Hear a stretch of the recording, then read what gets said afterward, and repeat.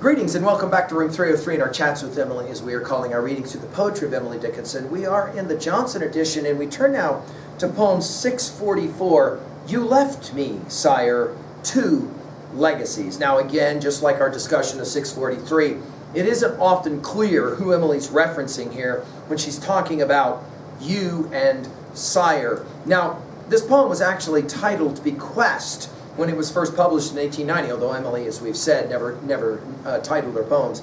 Many have read this as another master poem. Our assumptions are that you've been following our stuff at LearnStrong.net. Down that left-hand side, Chats with Emily, our playlist. I'm hopeful that you've worked through our set of introductory comments in the preceding 643 poems. We just finished, as we said, with 643, I Could Suffice.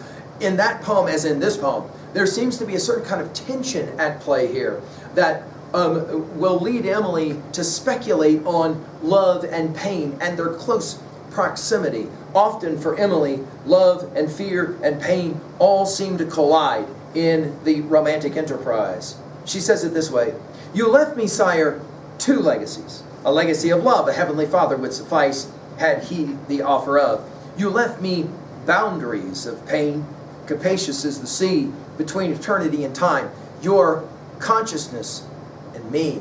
Now, of course, consciousness takes us back to our study of 642. And of course, the use of the word suffice, no doubt, takes us back to 643. I would suffice for him. Clearly, Emily is continuing to kind of think through what it is that a relationship with whoever it is it Sam, is it, Wadsworth, who is it, has left for her 2 legacies, right? Two things that are left for her. First of all, the legacy of love.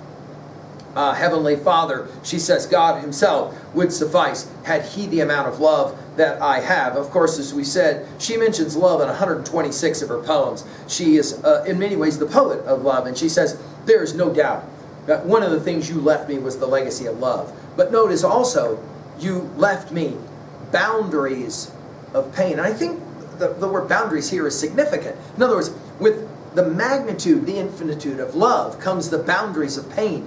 Well, for any number of obvious reasons. And she'll say that it was capacious as the sea between eternity and time.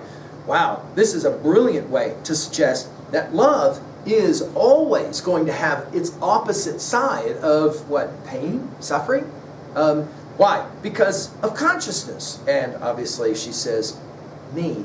What is it that she's arguing in this poem? I think her argument is that sometimes life involves both love and pain. They often go together in the same way that, of course, Plato will argue in the cave allegory of Republic 7 that this is always going to be part of our education, fear and pain. The idea that we are always experiencing something unknown when we pick up something new. At 2b, obviously, it isn't clear who this poem is to or for. At 3a, I can't help but think of Shakespeare's sonnets here and the whole notion of what it is that true love is. At 116, let me not to the marriage of true minds admit impediments.